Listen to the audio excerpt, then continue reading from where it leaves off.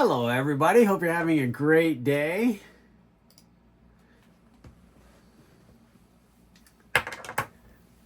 There we go. I think we're live on all three platforms, YouTube, Facebook, and LinkedIn. Welcome, everybody. Hope you're having a wonderful day. The weather is spectacular here, at least in the Northern Hemisphere, the Northern 48 in Canada. Gosh, with such a rainy start to the season, rainy start to the whole entire year with that lack of snow that we had throughout this winter. Fingers crossed, we're looking for a really snowy winter. For those of you that don't like the winter time, I really understand that. But you know what? The best part in the automobile industry is when we get that snowy winter, people get sliding around and crashing into each other. And I don't know what you think about that, and I don't want to be morbid about it, but it's really good for us. It's good for the car business. It's good for the economy. Anyway, that aside, for those of you in the power sport industry, yes, I know you're praying and hoping for a wonderful return to a terrific winter, and I think the forecast is actually for that, according to the Farmer's Almanac. You know what I wanted to talk about today was the activities that lead to the sale, because what I'm seeing that happened as we return to the summer sell down events and the inventory clearance events that went on, such as employee pricing that both General Motors and Ford did, that we didn't necessarily step away from traditional sales activities and tactics, but we didn't really capitalize on doing the activities that lead to the sale. And it got me thinking about that as well. Like, why wouldn't we do that? Why would we not want to do a greeting where we just set the stage for a phenomenal experience, for the customer experience exactly what they're looking for? Why would we not want to take the time to do a proper interview? Excuse me, pardon me. Why would we not want to do a phenomenal selective walk around presentation and carry that on with a terrific demonstration drive that would lead the customer to absolutely, unquestionably not want to continue driving their vehicle and then want to go with ours? And that is only accomplished with the demonstration drive, because that's where we really move them from a logical state of mind. And the logical state of mind is where they're stuck on price. How much is it? How much can you knock off? What is the discount? I know what the manufacturer is doing. I know I can buy it for cost from the manufacturer, but what can you do for me? That's what the demonstration drive, one of three presentations that we need to be really incredibly good at, will solidify for us. That moves them from price, what can you do to me, to, oh my gosh, I've got to have it. Remember, they've transcended that buying process. They've endured 6 months at the very least of shopping for this automobile. And I got a really good friend that's going through it right now. And yesterday he finally texted me. He said, Bill, I've been to 4 dealerships looking for my Bronco now. I am ready to buy. Please, can you connect with someone who will take me through these activities? Make me feel like they're working for the deal. They're working for me. That is what I really came away from a personal conversation, very casual conversation with a friend after one of our mountain bike riding sessions this past weekend. And I was like, not only do we shortchange ourselves not facilitating these activities that lead to the sale, and if you don't know how to do these activities, if you feel like you are struggling to really accomplish your objectives and goals, if you feel like you're left all alone, that you're competing with colleagues on the floor, you're watching stickers go on the board all the time, and you're saying to yourself, I can't wait till I get to that point. I can't wait till I've been here 2 or 3 years and I've got the clientele that the seasoned veteran and the high achiever has, with these people just streaming in all the time. Those individuals that have a full pipeline of shoppers creating predictable, consistent sales every single month. If you feel that you don't have that you have not been supported getting the skills that you desperately need and want, you're in the right place right now. This is terrific. And I will put a link to the manifesto in the comments below. Feel free to book a 15-minute call with me to find out more about this, because I'm happy to chat with you and show you what it's all about. until we are right on the right vehicle and demonstrate to the client that we really understand what they're looking for, and then we've gone out and touched on the hot buttons that they would like to have and taken them on a live presentation demonstration, which is the demonstration drive, of how well the vehicle will perform, accomplishing everything that they're looking for. Until we've actually got there, really, quite frankly, we're talking about nothing at all. We're just helping them with some research, which puts them back 2 steps in the buyer transformation. And this is the reason why average ordinary automobile salespeople and dealerships and manufacturers, for that matter, struggle, because we create the cognitive dissonance. We push the customer back. We create a be back out of them. Deal with it in the moment. If you don't see the telltale buying signs, and you can't see the telltale buying signs unless you do facilitate these activities that lead to the sale. They are not steps. They are not processes. The whole entire thing is a process. The entire diagram, my system, which is cellular, which allows the customer to start us off where they want to. These are the activities that lead to a sale. You want to facilitate these activities. Steps are not activities. Steps, in fact, when you're going up, it requires effort. It's not a lot of fun.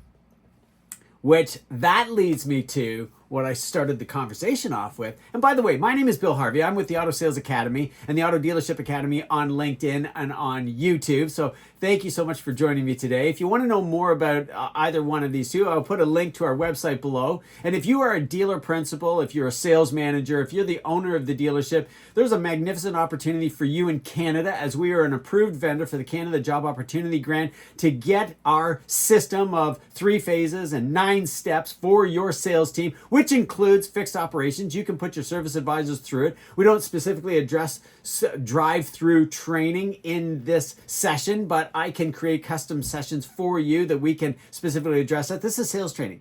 These fundamentals carry right across the board, both in the variable and in the fixed operation. But here's the best part. You can get 83% of our training tuition paid for by the provincial and federal government in Canada. This is just for Canadians. My apologies for those of you that are in the US. Maybe there is a program there. Bring that to my attention. We'll do all the legwork as we do in Canada. We fill out the training proposal. We do the 2 competitive quotes. We fill out all of your applications. Nothing you need to do other than answer emails. That's all there is. And it's a magnificent, wonderful program. But what really drew to my attention, why these activities that lead to the sale are so important for us to know, is that, like my friend who is purchasing a Bronco, like the example I gave you of me looking at purchasing a boat. By the way, I did buy a boat. I had a conversation with a salesperson the other day who reached out and said, "Hey, did you get that boat that you were talking about?" And the experience that I had there, and it was a virtual presentation, it was a virtual sale event, and it was absolutely dismal. It was exactly what I was expect of average ordinary automobile salespeople winging the presentation. In this particular case, it was power sport because it was marine. Well, in our dealership, I found my guys sitting on their hands a little bit. You know, for those of us that have endured the inventory shortage at the new car manufacturers level, and now that is being corrected on a daily basis, and for most manufacturers, you've got inventory, you've got access to inventory, dealer trades are back, factory orders still exist, and the factories are at, maybe not on every single line, at capacity level for the most part. You know, there's some manufacturers still struggling a little bit, but for those of us in the pre-owned sector, in the used vehicle world, the independent retailers, we are still in an inventory shortage situation. And therefore, when you have a desirable vehicle that arrives on the lot and you blast it up on Facebook, Car Gurus, Auto Trader, and Google AdWords with whatever campaign that you're doing, you probably get a flood of interest, either emails or phone calls, and hopefully people walking right in, and the vehicle sells in a very timely fashion. And you think to yourself, why can't I get just a whole bunch of those vehicles? Well, we're still in an inventory crisis. Certainly pre-owned automobiles are more affordable than some new, because for a lot of consumers, as many of us have discovered, payments have doubled, tripled, and quadrupled for those individuals that owned a new vehicle just as early as 2016, 2017, or 2018. Payments today are considerably higher. The sticker shock is a real thing. Not that anything is new. That did exist eons ago. the reality is the habits that we form leading to the activities that are required in order for us to be able to put this deal together are lacking. Not that you're lazy, not that you're incapable, not that you're unconsciously incompetent, like you're brand new, you've never done this before, you don't know what to do, where to start, how to talk to consumers. The habits that we had prior to the inventory shortage, when demand was up here and supply was down here, those are the habits that we have to look at again. These are the habits of follow-up.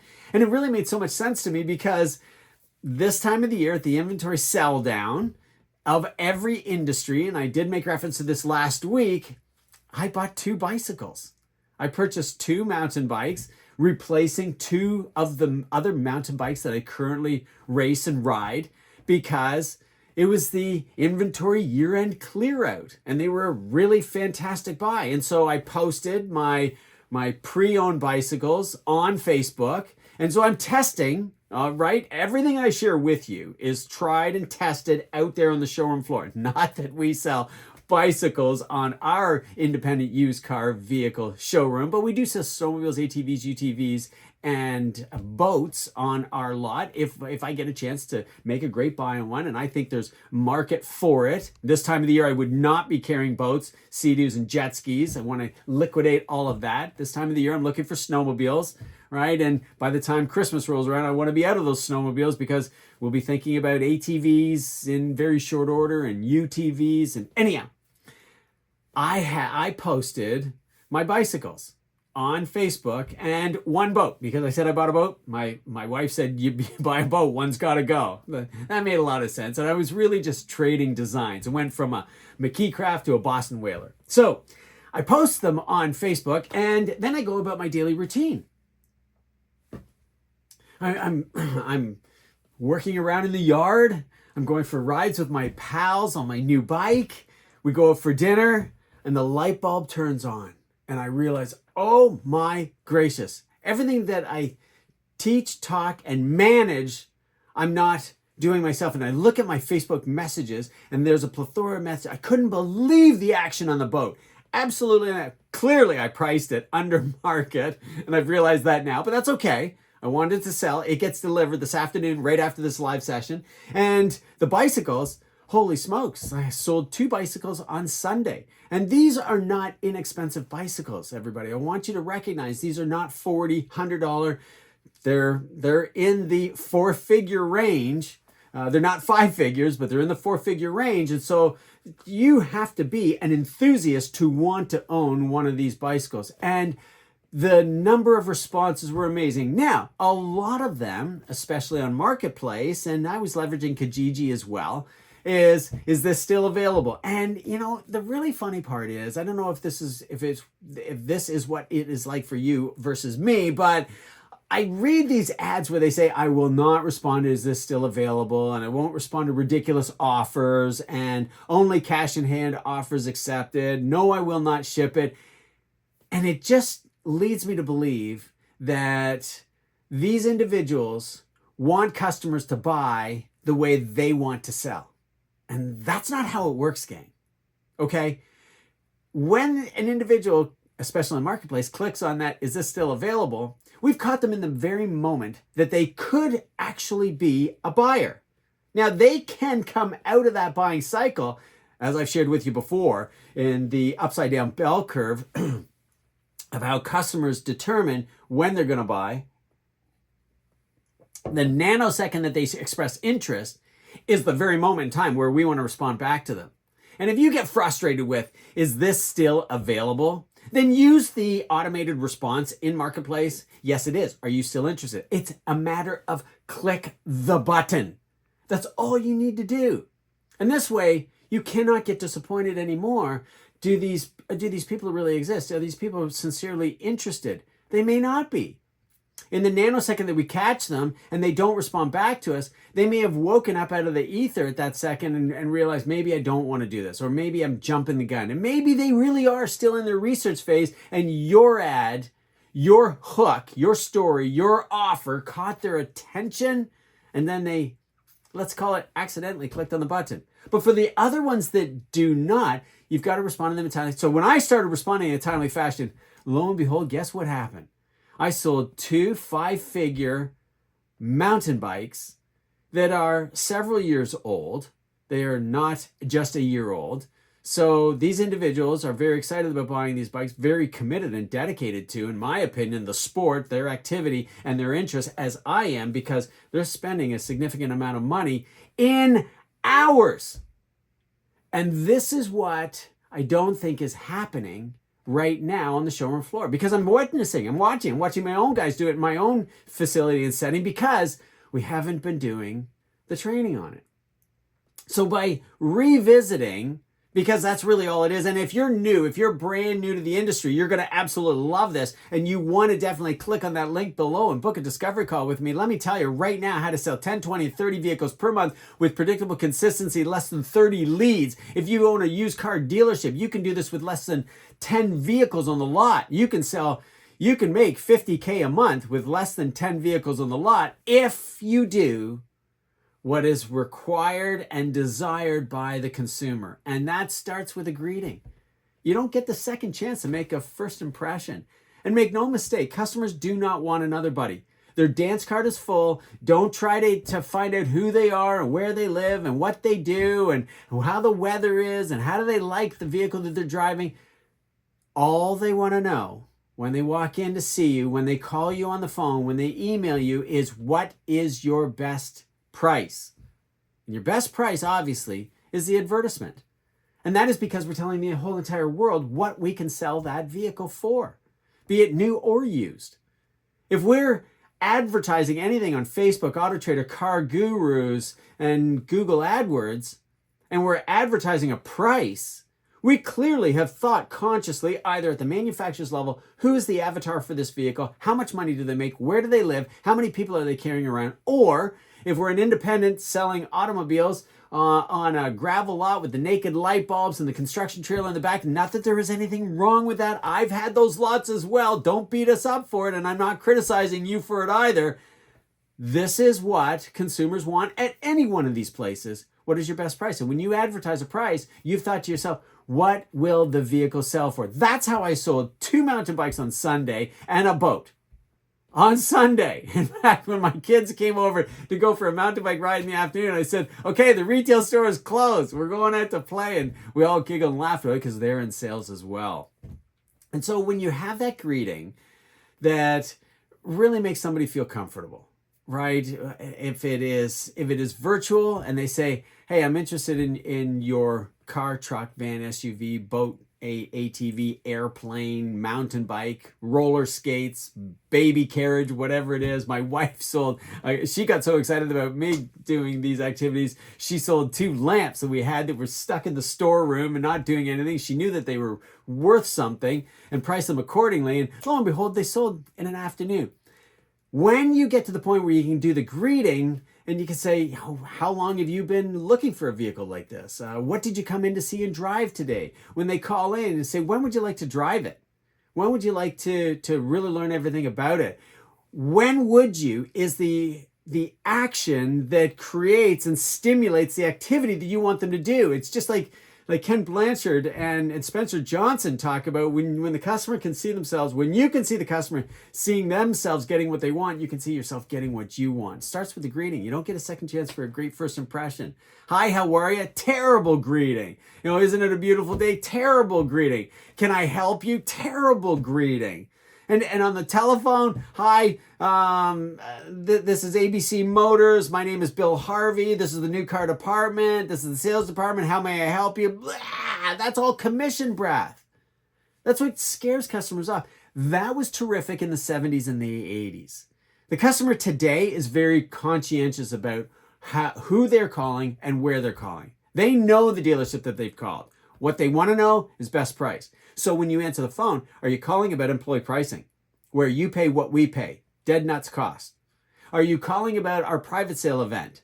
Do you have an invitation? If you don't, I can get you one, right? This is the kind of thing that customers gravitate to. What is the deal? And it all hinges around price, right? If you can answer their questions directly, succinctly, they will listen to you. And now you've captivated their attention. You'll know. They'll be easy to talk to on the phone. They'll be emailing you back and forth. They'll be smiling when they look at you. They'll square their shoulders up to you and talk to you. It works every single time. If you really want to experiment and figure this out, do it in a small talk conversation. Do it in a social, casual environment. Even if it's just all of you salespeople conjugating together on the showroom floor, pick a topic of interest and get talking about it and see who turns their body to face you. Because it's not so much what we say, it's how we say it. And I don't want to pick any sides or lines, and this is not going to become any kind of a political discussion, but it is top of mind for all of us in the US right now with the election looming, and in Canada with the conservative government getting more and more eyeballs on them and popularity in the polls and so on. It's really easy to watch a politician captivate the attention of audiences quickly, and you can see the body language based on what they say. They're all going to probably do a very similar activity when they get into office. I believe the book has been written, but how they say it is what we determine to be truthful, honest, open, transparent, and effective. It's all about the greeting, right? It's what we want to hear. We need to deliver on that. Once we've captivated their attention, we need to move to the interview as fast as we possibly can. And I mean, it's an interview. If I was to call any one of you, and if any one of you want to raise your hand for a podcast interview, I'm happy to do that with you. I will decide afterward during editing if we will actually publicize it. So we just don't need bodies. We just don't need content. We really need interesting success stories in order to be able to produce that. But that interview would not be an interrogation of you. That would not be an interrogation of your candidacy. It would not be an interrogation of your personality and your sincerity. The interview would be, how did you get started? What results are you currently getting? What systems, what processes, what tactics have you learned from us that you're leveraging and utilizing? Because it would be for the purpose of demonstrating to others that may be considering the program based on your success, social proof, that this is worthwhile going forward. The interview for you with a consumer talking about an automobile is exactly the same thing. It's an interview, a casual conversation about 4 things, right? You need to get their contact information. You got to tell them about the new car. You want to find out if they've got something to trade in. And then you got to tell them about the offer, the price. That's what they came in on, right? Based on those 4 things, and knowing that you are on the right vehicle will lead you to a selective walk-around vehicle presentation. And the reason why I call it selective is that you don't want to do, because you may have learned from last week's session, if you haven't seen that, scroll down below, watch that video on the 4 different buyer behaviors. You cannot do a 60-point walk-around, feature benefit walk-around presentation with an aggressive, assertive buyer. They just will not tolerate it. And you'll see it. Their body language will speak about it, and they'll tell you to stop talking, and they don't have any more time, and they want to leave. And that's where you may meet one of these offensive, aggressive type of buyers that are fully exhausted with the car shopping process because we're not selling the way they want to sell. It goes back to, I will not respond to, is this still available? I will not respond to stupid offers. I will ignore ridiculous lowball offers, and call me, don't message me, I don't check my messages. That's selling the way we want to sell, not selling the way the consumer wants to buy. So if you have something to sell, you would be wise to sell the way they would like to buy it. That is just going to make life a whole lot easier for yourself. And these are the habits of the activities that you want to perfect as best you possibly can, and test and refine and test, creating your own collection of tactics that you can now define as your selling strategy. You could teach me a selling strategy. I'd be honored to be able to hear your selling strategy. Now, from the selected walk-around presentation, understanding the different types of buyers that you have, you will tailor your presentation to them. And of course, you've got to find out what those hot buttons are. Because if you're not talking to the hot buttons, then you are presenting from the stage. And if the customer does not want to go to your car show and hear you present from the stage, then you're talking to yourself. So let's be intelligent about this. Let's work smarter than harder. You may find yourself not having to do the elaborate 60-point feature benefit presentation nearly as frequently. You may find yourself doing very brief 3-point presentations. But here's the mistake that we make. And I see this with average, ordinary, automobile salespeople all the time. Once they get 3 customers buying off this 3 feature benefit presentation, we call it 3-minute drill, then they assume that everybody can buy that way. And so life gets a whole lot easier because I don't have to learn as much about the product, and therefore I will not have to work as hard at it. And that brings me full circle to, let me bring this full circle for you, to my buddy buying the Bronco. The reason why he has shopped 4 dealerships, spent over 3 months, now 90 days, dragging his poor spouse to 3 of the 4 dealerships, and now she's at the point where she's like, okay, I'm done. I don't want to go through this anymore. I've had enough of talking to people. I mean, he's considered Jeep, he's considered Bronco, he's considered the same product that he's currently driving, a Lexus, and now he says, Bill, I'm ready to buy. Who can I talk to? That is because he didn't get somebody doing a decent interview, finding out what his hot buttons are. He didn't get a walk-around presentation, that he is a very conscientious buyer. He said on 3 occasions, he said, I knew more about the automobile than the salesperson did. Shame on us. As an industry, that is ridiculous. Now, he comes from a retail background as well, and he is really quite proud of the product knowledge that he has. And we have talked about a couple of items that he sells that I'm interested in buying, one of them being a pizza oven. Now, how elaborate can a pizza oven be? How many hot buttons can there be for a pizza oven? Other than the fact that this will get to 700 degrees very, very fast, Bill, and it'll cook your pizza without burning it. I mean, there it is, all wrapped up in a nutshell. But there is a whole lot more to a pizza oven than that. And when you do your research, as I have done, and I've been shopping for a little while because they get into 4 figures to get a great pizza oven, you want to talk to somebody who is fully aware of how many features and benefits and advantages and disadvantages of the various brands and manufacturers and actual material that goes into making them can affect cooking a pizza. But when you have a really great wood-fired pizza, you'll know what I'm talking about. That would be the demonstration drive, right? So now we've got the hot buttons dialed in. Now we move this client from an emotional state of mind from how much is it, what kind of a deal can you get me? And they're going through your walk around and they're saying to themselves, wow, this is really great. Wow, this is really amazing. And that really great and really amazing is also an English translation for, wow, this is really expensive. This is going to cost a lot of money. And of course, being the second greatest financial decision that we make requires commitment of 60, 72, 84, 96, 108 months of payments. And of course, we'll double that with bi-weekly. 120 is the starting point. We really need to move this client off of that thinking process into, oh my gosh, I've just got to have it. And I don't know about you, but this happens to me a lot. And if you do sign up for the manifesto, you hear me speak quite eloquently about it. One of my best friends is in the power sport industry, and he sells Polaris power sport products, ATVs, UTVs, snowmobiles, and side-by-sides. And every single year, I go on an ATV ride with him and some other friends. And on several occasions, he's invited me to go on a side-by-side. Not so much because I think he wants to sell me a side-by-side. He knows when I'm ready to buy, I'll just walk in and do it, but because he doesn't want to ride alone.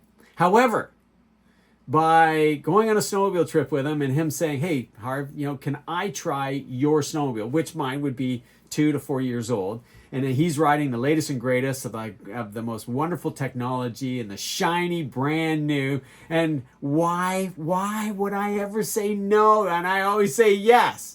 And I jump on it and I ride it, and lo and behold, it is new, tight, fast, latest and greatest technology. And consequently, how do I feel afterwards? Yes, I want to own it. I ride in a side-by-side, and I don't have a side-by-side, and I go, this is cool. And the way it handles the bumps with the 33-inch wheels and tires and a turbocharged motor, it goes like a scared rabbit through the woods. I'm thinking to myself, wow, this is really fun. My ATV is great, but it can't handle the bumps like this. It can't straddle the ruts like this one can. It can't carry a great big cooler and a barbecue like we do, take it out for a picnic in the backwoods somewhere. That's the demonstration drive. That's the power of demonstration. And when he says, hey, Harvey, do you want to drive? Here, no, come over here and drive it for a little bit. I say no. I need to say no now because I know every time I do, what happens? I want it.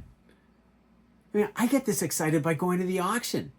I like going to the auction. I like going to our local auction house now is a Destin, Barrie, and North Toronto auction. I like going there and sitting in the vehicle that I'm looking at buying before it goes across the block. Yes, I do peruse the auction online because I'm just saving myself the time and the drive. But I don't know about you, and if you're a manager, specifically a used car manager, used car buyer, or owner, you kind of sit there watching on screen.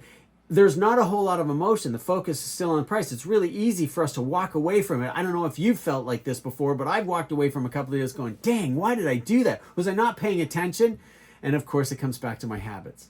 And my habits are when I sit down to buy inventory for the lot, I close my office door and remove all my distractions, put my phone on silent, put it in the drawer so I cannot see it, cannot work with it, and I focus on the task at hand, and that is to put 10 units across the front line because the guys have sold 10 and we've got empty spots, and each one of those empty spots is a rental spot for me. That's how I look at it. If I don't have something in that spot to sell, then that spot is costing me money, and I could get away with a smaller lot. Anyhow, once you've taken them through the interview, the walk around, the demonstration drive, you've captivated their attention.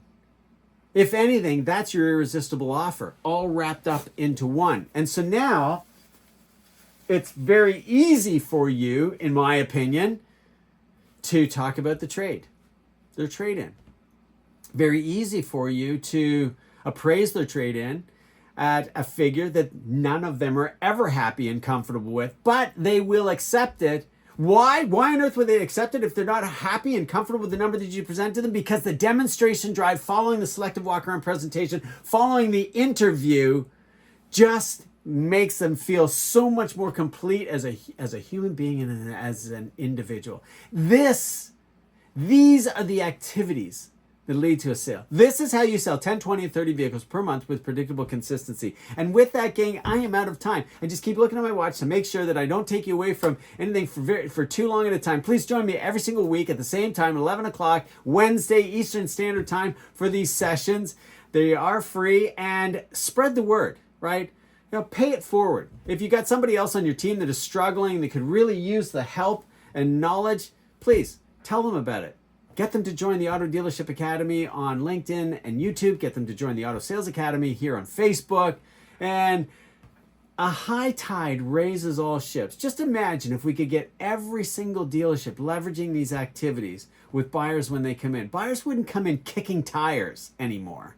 They'd come in ready to purchase if they got this kind of treatment. Here's the best thing of all that I can think of for all of you is this is your competitive advantage. Now, if you want to know more about the tactics and the talk tracks and really how to get the results, really how to hit 10, 20, and 30 vehicles per month with predictable consistency, then book a call with me at the link below.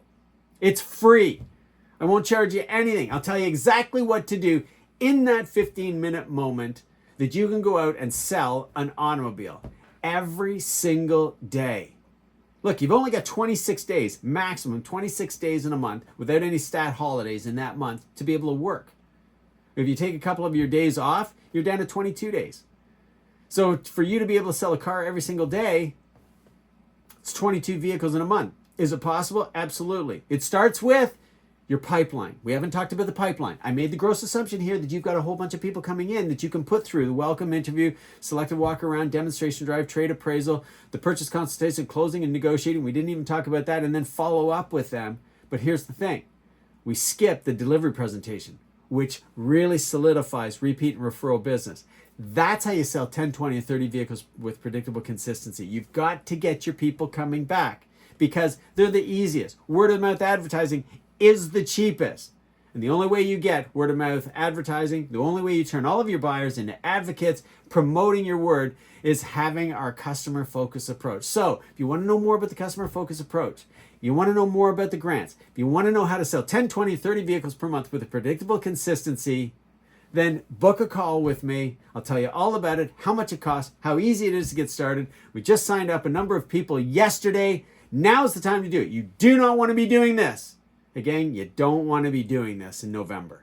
You definitely don't want to be doing this in December. You need to do it right now. Get these skills entrenched